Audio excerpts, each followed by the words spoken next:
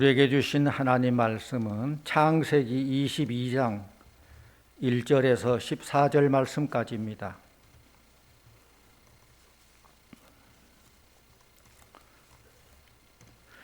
그 일 후에 하나님이 아브라함을 시험하시려고 그를 부르시되 아브라함아 하시니 그가 이르되 내가 여기 있나이다.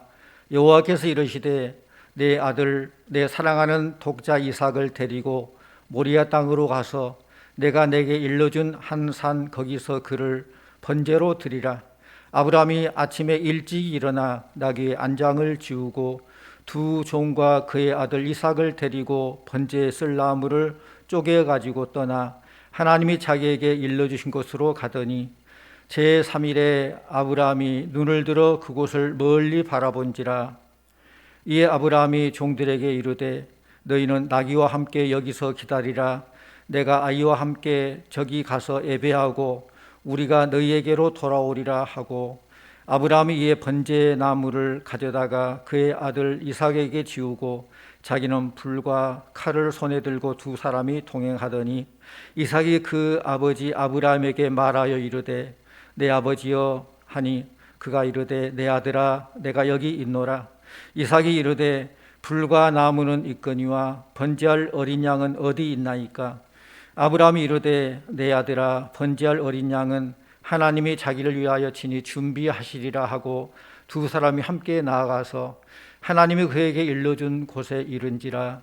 이에 아브라함이 그곳에 제단을 쌓고 나무를 버려놓고 그의 아들 이삭을 결박하여 제단 나무 위에 놓고 손을 내밀어 칼을 잡고 그 아들을 잡으려 하니 여호와의 사자가 하늘에서부터 그를 불러 이르시되 아브라함아 아브라함아 하시는지라. 아브라함이 이르되 내가 여기 있나이다 하매 사자가 이르시되 그 아이에게 내 손을 대지 말라. 그에게 아무 일도 하지 말라.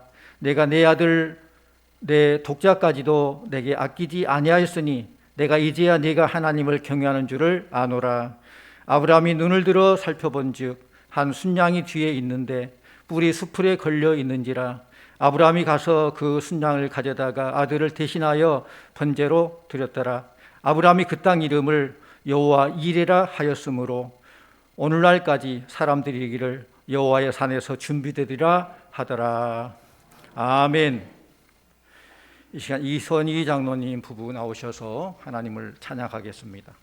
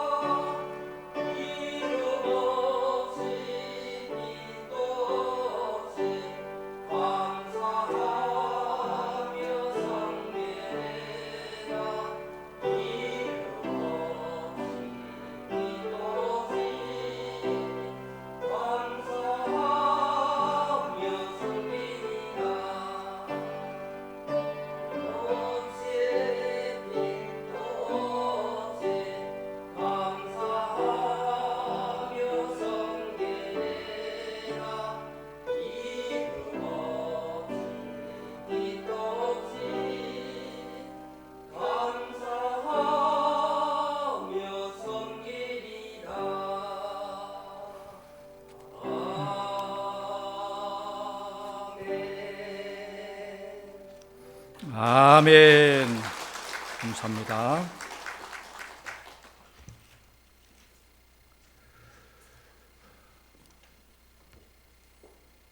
대부분의 사람들은 살아가면서 소중하게 여기는 한두 가지 정도는 가지고 삽니다. 여러분에게 있어서 소중히 여긴 것, 그것은 무엇입니까? 누가 보더라도 값어치 있는 객관적인 소중한 것, 그것도 있겠지만은 다른 사람이 볼 때는 소중하게 여기지 않지만은 내 나름대로는 추억이 있고 뭔가 의미가 있는 그런 물건일 수도 있습니다. 그것이 있다면 다른 물건처럼 함부로 대하지 않을 거예요. 누가 손대도 손도 못 대게 할 것이고 누가 빌려달라 해도 빌려주지도 않을 것입니다. 그렇습니다. 자신이 소중히 여기는 것을 아낌없이 내드린다는 것, 이건 쉬운 일이 아닙니다. 오늘 말씀해 보면은 아브라함에게 있어서 세상과도 바꿀 수 없는 가장 소중한 독자 이삭에 대한 이야기가 나옵니다. 아브라함은 하나님의 약속대로 100세가 되었을 때에 아들 이삭을 얻게 되었습니다. 하나밖에 없는 독자 아들, 그것도 하나님께서 약속해 주셔서 자기 뒤를 이을 아들이기 때문에 온갖 정성을 다해서 지극정성으로 잘 키웠을 것입니다. 아브라함은 하루가 다르게 성장해가는 아들을 볼 때마다 그 마음에 기쁨이 있었고 마음이 뿌듯하고 노년에 살맛 나는 그런 기쁨을 누렸을 것입니다. 아브라함에게 있어서 이 세상을 다 준다 해도 어찌 이 아들만 하겠습니까? 눈에 넣어도 아프지 않을 아들, 세상 무엇과도 바꿀 수 없는 귀한 아들. 그런데 어느 날 아브라함에게 감당할 수 없는 하나님의 명령이 주어집니다. 사랑하는 독자 이삭을 하나님이 지시하는 모리아 산에서 번제물로 바치라는 거예요. 오늘 설교 제목이 뭡니까? 이제야 아노라. 우리는 흔히 인간관계 속에서 이제야 내가 너를 알겠다, 그런 말 할 때가 있어요. 처음에는 잘 몰랐는데 오랫동안 사귀다 보니까 진국이에요. 그래서 이제야 내가 너를 알겠다. 또 어떤 결정적인 위기의 순간에 친구나 상대방의 진실을 보게 되면은 이제야 내가 너를 알겠다라고 얘기합니다. 그렇습니다. 10길 물속은 알아도 한 길 사람 속은 모른다, 이런 말이 있어요. 그러므로 오랜 관계 속에서야 이제야 내가 너를 알겠다라고 말할 수 있죠. 그런데 잘 생각해 보십시오. 하나님께서 우리 인간을 향해서 이제야 내가 너를 알겠다라고 말한다면 뭔가 이상하지 않아요? 하나님은 전지전능하신 하나님이신데 진즉에 모르고 이제야 내가 알겠다, 뭔가 이상하지 않아요? 아브라함이 고향인 갈대아 우르를 떠날 때 나이가 75세입니다. 아들 독자 이삭을 줄 때가 100세입니다. 오늘 말씀 배경에서 그 아들을 모리아산에서 번제로 바치라 할 때가 아마 이삭의 나이가 20세쯤 될 때입니다. 그러고 보면은 갈대아 우르를 떠나라 할 때부터 지금 45년이나 세월이 흐른 이후예요. 그런데 하나님께서 이제야 내가 너를 알겠다, 이제야 아노라, 그렇게 말씀하신다는 거예요. 그렇다면 하나님께서 이토록 45년의 세월 동안 아브라함을 잘 모르셨다가 이제야 너를 알겠다 하고 하셨다면 우리는 이 문제를 어떻게 이해해야 됩니까? 창세기 6장에 보면은 하나님께서 사람을 지으신 것을 한탄하셨다 그래요. 그런데 창세기 1장에 하나님께서 천지 만물을 창조하시고 사람까지 다 창조하시고 그 평가하시기를 하나님이 보시기에 심히 좋았더라 그랬거든요. 그런데 창세기 6장에 와서는 사람을 지으심을 한탄하신다, 그런 표현을 쓰고 있어요. 하나님께서 사람 지으심을 한탄하신다는 말은 범죄한 인간을 보시는 하나님의 마음의 그 아픔을 표현하고 있어요. 그런 의미에서 볼 때 하나님께서 아브라함의 인간됨을 모르셔서 이런 시험의 과정을 거친 것 아니라는 거예요. 그동안 몰랐다가 이제 알게 돼서 이제 아노라, 그런 거 아니라는 거예요. 다만 인간편에서 이런 과정을 거치지 않을 수 없기에 하나님께서 이따가 우리들을 이런 시험을 하신다는 것입니다. 그러니까 이 시험의 출제자가 하나님이시고 감독관도 하나님이시고 수험생은, 응시자는 우리 인간이에요. 그런데 이 시험은 아주 중요한 시험이에요. 이 시험에 합격만 하면은 하나님의 큰 상급, 축복이 주어지는 중요한 시험이에요. 하나님께서 사람들을 택하신 기준을 보면은 세상적으로 똑똑한 사람 택하지 않았어요. 이 아브라함을 택한 것을 봐도 그렇고 예수님께서 12 제자를 택한 것을 봐도 마찬가지입니다. 하나님이 부르신 사람들을 보면은 어떤 사회적인 배경을 가지고 있는 것도 아니고 큰 권세가 있는 것도 아니고 많이 배운 학식 있는 사람도 아니고 아주 평범한 사람들이었습니다. 아브라함을 보십시오. 아브라함에게 너의 아버지 집을 떠나 이 갈대아 우르를 떠나라 할 때에 아브라함은 어디로 갈지 모르고 목적지도 모르고 내가 너에게 지시할 땅으로 가라 할 때 그냥 간 거예요. 무조건 떠난 사람입니다. 어떻게 보면 좀 지혜롭지 못한 사람 같아요. 아니 뭔가 지혜보고 생각해보고 판단해서 떠나야지 그냥 무조건 떠납니까? 또 아브라함의 아내 사레가 굉장히 예뻤나 봐요. 애굽 왕에게 자기 아내라는 걸 속이잖아요. 그래서 자기 누이라고 말하는 뭔가 좀 덜 된 그런 사람 같아요. 오늘 말씀해 봐도 100세에 얻은 자식 아들 이삭을 모리아산에 데려다가 번제를 드리라 하는데 묻지도 않고 따지지도 않고 두말 없이 그냥 아침 일찍이 일어나 가요. 어딘가 좀 덜 된 사람 같지 않아요? 우리 말씀 2절 3절 같이 보십시다. 2절 3절 여호와께서 이르시되 내 아들 내 사랑하는 독자 이삭을 데리고 모리아 땅으로 가서 내가 내게 일러준 한 산 거기서 그를 번제로 드리라. 아브라함이 아침에 일찍 일어나 나귀의 안장을 지우고 두 종과 그의 아들 이삭을 데리고 번제에 쓸 나무를 쪼개 가지고 떠나 하나님이 자기에게 일러주신 곳으로 가더니 하나님의 명령을 순종하는데 우리 같으면 결국 순종한다 할지라도 좀 미징미징하면서 해가 중천에 떠오를 때까지 좀 기다렸다가 마지못해 한다 할지라도 또는 그냥 머리 동여 매고 나 못하겠다 들어 넣어서 때를 쓰든지 데모를 하든지 뭔가 그럴 것 같은데 아브라함은 하나님 명령 앞에 이런 방구 말도 안 하고 아침 일찍 일어나 모리아산으로 갑니다. 분명히 뭔가 잘못된 것 같아요. 우리가 만일 아브라함의 입장이었다면 도무지 이해되지 못하는 하나님의 모순된 명령 앞에서 조목조목 짚어가며 반박했을 거예요. 제가 아브라함이나 적어도 세 가지는 반박할 수 있어요. 세 가지. 첫째로는 사람을 제물로 드리라니 이게 무슨 말이 됩니까? 사람을 제물로 드리는 문제예요. 레위기 18장 21절 말씀 보면은 너는 결단코 자녀를 몰렉에게 주어 불로 통과하게 하므로 내 하나님의 이름을 욕되게 하지 말라. 나는 여호와이니라. 신명기 18장 10절 말씀 보면은 그의 아들이나 딸을 불 가운데로 지나게 하는 자는 용납하지 마라 그랬어요. 그러니까 이 말씀들을 보면은 하나님께서는 사람을 제물로 드리는 것을 엄하게 금지했다는 거예요. 하나님 마음이 아니에요, 그건. 사람은 하나님 형상으로 창조됐습니다.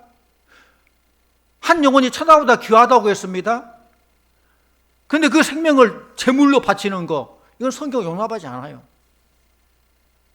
그런데 하나님께서 아브라함에게 이런 명령을 내리신 것은 모순이 아닐 수 없어요. 사실 네 가지고 있는 시간을 다 내게 바쳐라, 네 가지고 있는 전 재산을 내게 바쳐라 한다면은 그래도 믿음 안에서 이해가 좀 되겠지만은, 사람의 생명을, 그것도 사랑하는 아들의 생명을 제물로 바치라는 것, 이거 말도 안 되고 성경에 위배된 것이기 때문에 절대 받아들일 수 없어요. 그래서 하나님께 따질 거예요. 또 두 번째로는 지금까지 자기 해왔던 하나님의 약속 때문에 따질 거예요. 하나님은 아브라함에게 13번의 약속을 해줬습니다. 그 중에 하나가 내가 너에게 아들을 줄 것이다. 그리고 그 아들이 하늘의 별과 같이 바다의 모래와 같이 많을 것이고 그 아들이 복의 근원이 되게 될 것이다. 큰 민족을 이룰 것이다. 그 약속을 해주셨어요. 그런데 이 약속을 파기하고 이제 아들을 제물로 바치려고 한다니 도무지 앞뒤가 안 맞는 모순투성이에요. 이 아들이 어떤 아들입니까? 그렇게 약속 가운데 주신 아들이에요. 이 아들을 통해서 하늘의 별과 같이 바다의 모래같이 후손이 왕성하리라 하셨는데 그 약속은 어떻게 하고 이제 아들을 바치라고 하니 이 말 명령 절대 순종할 수 없습니다. 그렇게 따지셨어요. 또 세 번째로는 소유권에 대한 문제예요. 지금 우리가 사는 이 사회하고 그 당시 중동의 사회적인 분위기와 달라요. 그 당시의 사회는 가부장적인 사회로서 가장의 권위는 절대적입니다. 모든 가족도 가장의 소유로 생각을 했고 노예도 살고 죽는 그런 생사권이 가장에게 있어요. 가정의 모든 소유도 가장 맘대로예요. 물론 비록 하나님께서 주신 자녀랄지라도 일단 주셨으면 내 소유다라고 생각을 합니다. 그러므로 하나님, 이삭은 내 재산 목록 1호입니다. 다른 건 몰라도 내 아들만 손댈 수 없습니다. 그렇게 따질 수 있을 거예요.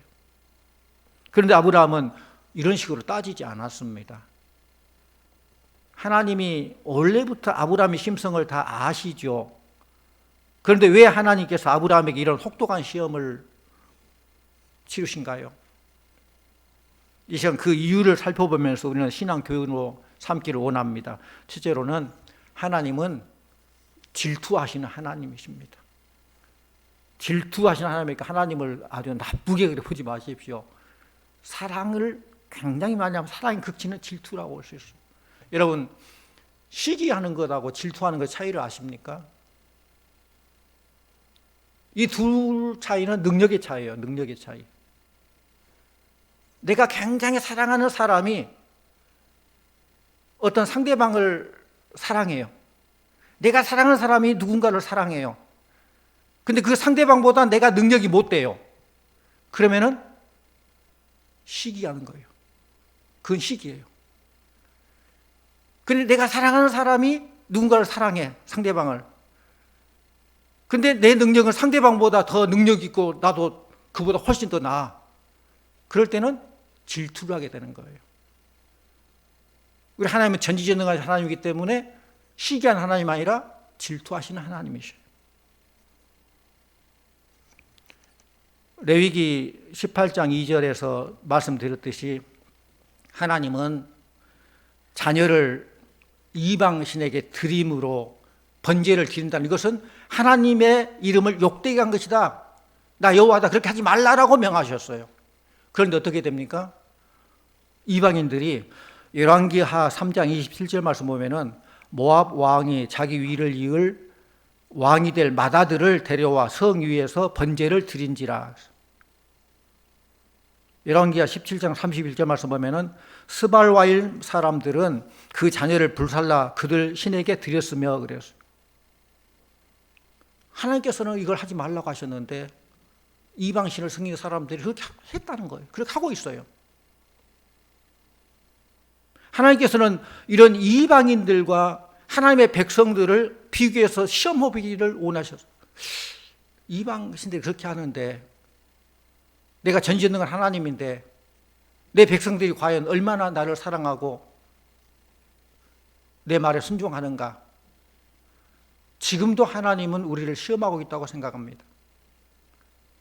사실 이단, 특별히 신천지 같은 경우를 보면은 지금은 뭐 코로나 때문에 조금 꺾인다 꺾었지만 그래도 자기 존재를 드러내면서 얼마나 노골적으로 전도를 하고 있고, 목사님 저에게도 막 편지를 보내요. 이름도 모르면서 뭐 소양교회 목사 해가지고 뭐 신천지 도마지파 해가지고 막 보내요. 뭘 바라면서 그걸 보내는지. 그래 조심해야 돼요. 그들이 헛된 것을, 헛된 진리를 가지고 있으면 그렇게 열심히 하면서 노력하는 걸 볼 때 이런 생각이 들어요. 헛된 것을 위해서 그렇게 열심인데 진짜를 알고 있는 진리에 있는 우리 성도들은 어떨까? 그들과 비교해서 시험해보고 싶은 생각이 조금 들기도 하고 그런 마음이 있다는 거예요.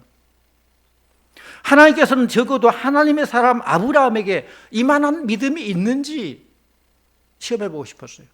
물론 시험에는 두 가지가 있습니다. 사단이 우리를 유혹하는 유혹의 시험, 템테이션이라고 하죠. 유혹의 시험이 있고, 우리를 테스트해서 합격할 때 더 큰 축복을 주기 위한 테스트가 있어요. 근데 오늘 여기 창세기 22장에 나온 이 시험은 테스트예요. 사단의 유혹의 시험이 아니에요. 주기도문에서 시험에 들게 하지 마옵시고는 템테이션이에요. 사단의 미혹에 들지 말라는 거예요.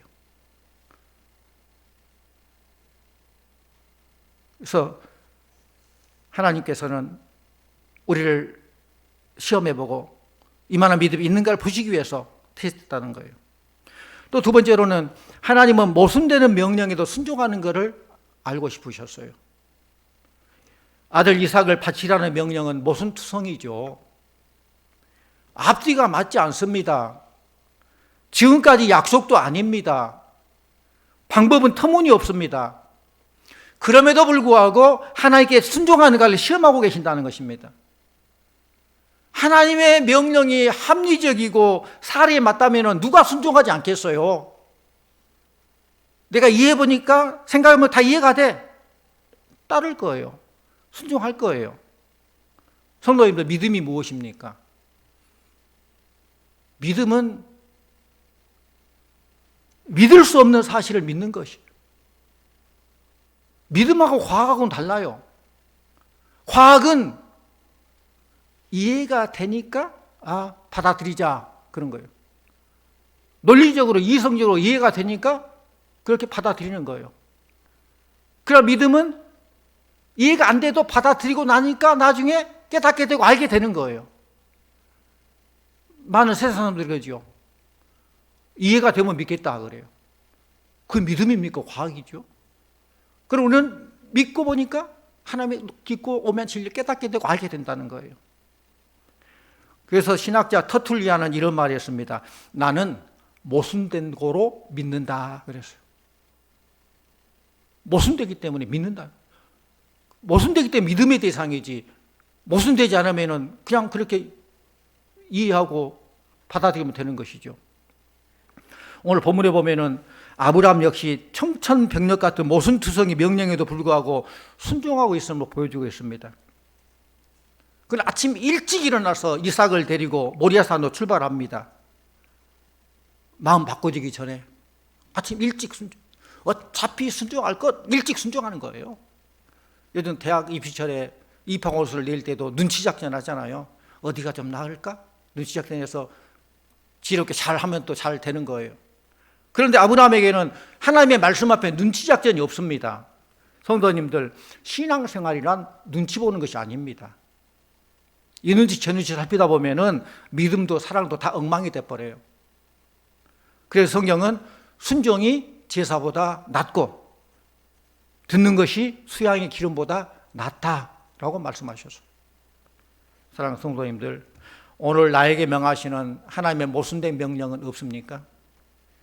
여러분이 세상적인 이성으로 세상도 이해하지 못한 하나님께서 명령하신 모순된 그것 없습니까? 무조건 순종하겠다는 믿음의 결단을 새롭게 하시기를 축원합니다. 말씀이 맞냐 틀리냐가 아니라 말씀하신 분이 누구냐에 따라서 순종하는 거예요.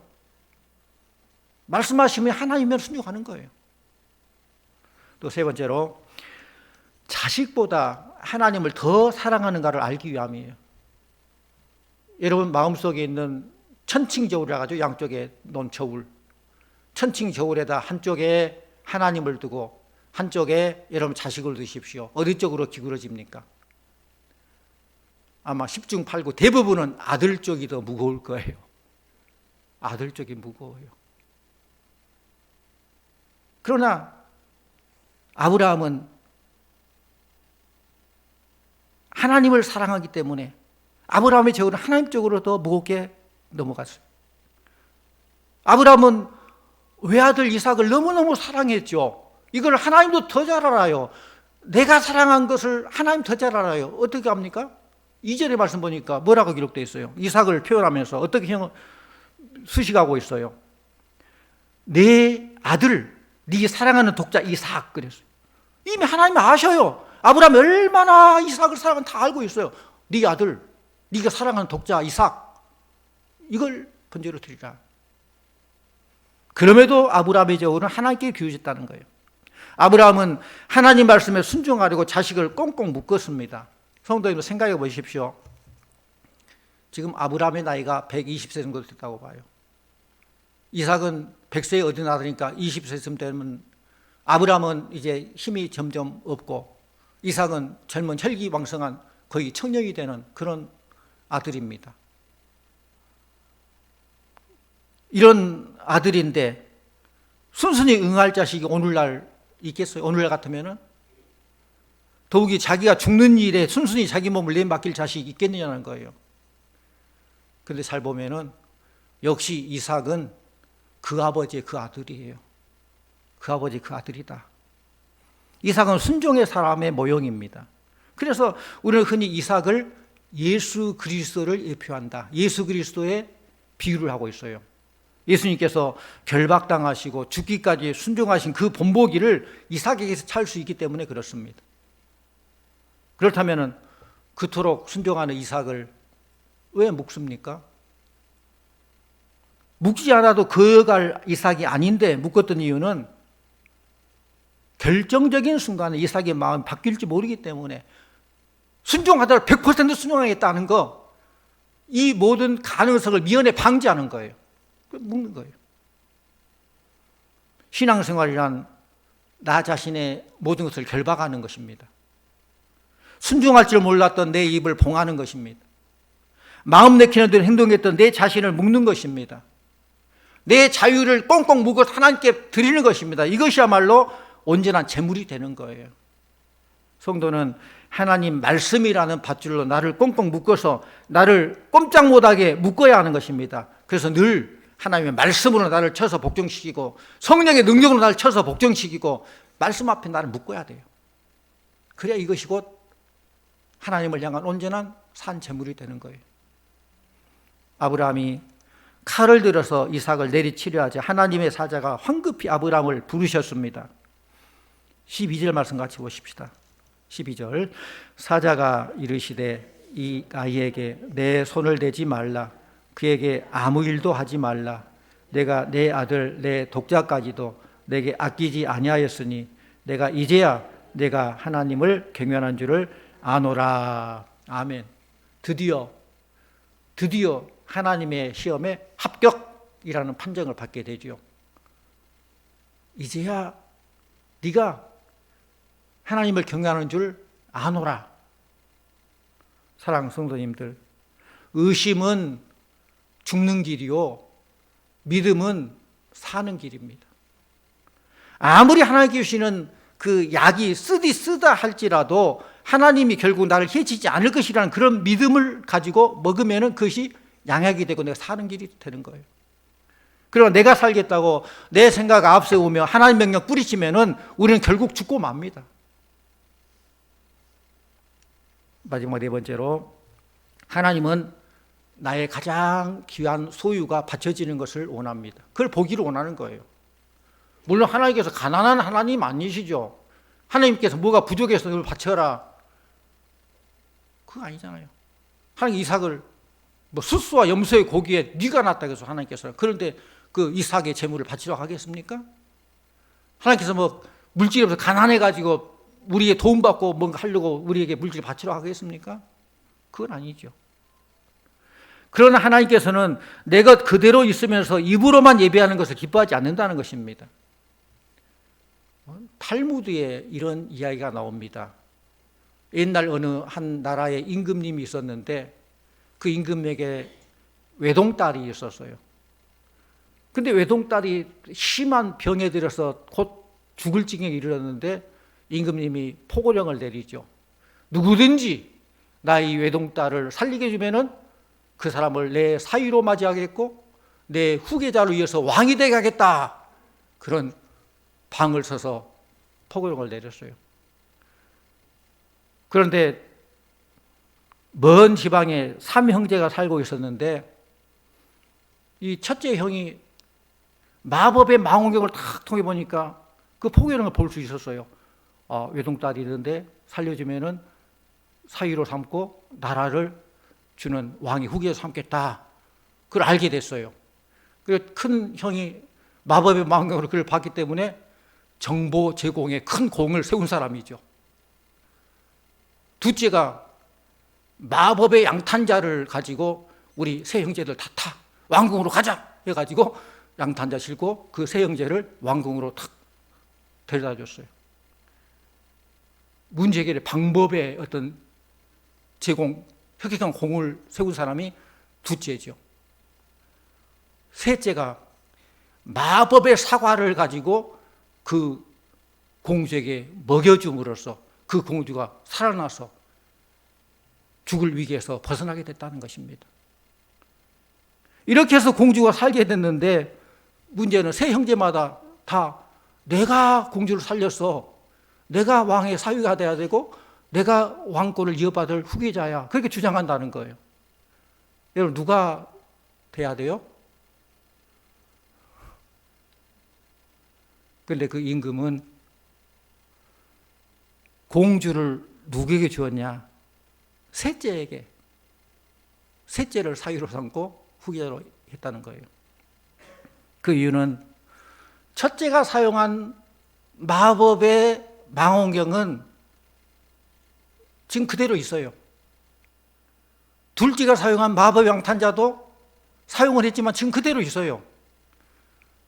셋째가 사용한 마법의 사과는 공주에게 줘서 먹이고 없어요. 지금 희생하고 헌신했다는 거예요. 이것이 무엇을 교훈하고 있습니까? 우리 하나님께 바치는 온전한 제물이 무엇이겠습니까? 자신의 소유물이 그대로 남아있는 한 이것은 온전한 제물이 될 수 없다는 거예요. 그래서 이스라엘 백성들은 무엇인지 하나님께 바칠 때는 가장 좋은 것을 골라서 바칩니다. 첫 열매를 골라 드립니다. 내 것이 하나님에게 드려지고 내 것이 없어져야 하나님 기뻐하는 예배가 될 수 있다는 거예요. 사랑하는 성도님들, 우리가 하나님께 예배 드릴 때에 우리의 시간이 드려지고 나의 물질이 드려지고 나의 열정이 드려지기를 원합니다. 이것이 바로 온전한 하나님께 대한 예배가 되는 거예요. 진정한 예배가 되는 거예요. 하나님께서는 지금도 아브라함과 같은 사람을 찾고 계십니다. 아브라함과 같은 순종의 사람을 찾고 계십니다. 이것저것 눈치 보지 않냐고 아침 일찍 결단을 내리는 그런 성도를 찾고 있다는 거예요. 뜸들이고 기회주의자가 아니라 말씀이라면 순종하겠다. 발벗고 나서는 적극적인 그런 사람을 찾고 있습니다. 사랑하는 성도님들, 우리 인생 여정에서 하나님께 주시는 다양한 시험, 많은 시험들이 있는데 하나님으로부터 이제야 아노라. 이제야 내가 너 안다. 네가 나를 사랑한 줄 이제 아노라. 네가 나에게 충성하는 줄 이제 아노라. 내가 너의 헌신을 이제 아노라. 하나님으로부터 합격 판정을 받는 주의 음성을 듣는 복된 성도님들, 복된 삶이 되시기를 간절히 축원합니다. 기도하십시오. 아버지 하나님 감사합니다. 우리들을 자녀 삼아주시고 천국 백성 삼아주시고 이 땅의 삶을 살게 하시니 감사드립니다. 아버지 하나님, 이제야 내가 너를 아노라. 하나님 앞에 우리의 헌신이, 충성이, 사랑이 인정받게 주시옵시고 더 크고 놀란 하나님의 은총 가운데서 더 큰 영광 돌려드리는 우리의 삶이 되도록 역사하여 주시옵소서. 이렇게 할 때 하나님께서는 여호와 일의 축복으로 채우실 줄 믿습니다. 그 놀라운 하나님의 뜻을 바라보면서 믿음으로 늘 승리하는 성도들 다 되게 하여 주시옵소서. 예수님 이름으로 기도하옵나이다. 아멘.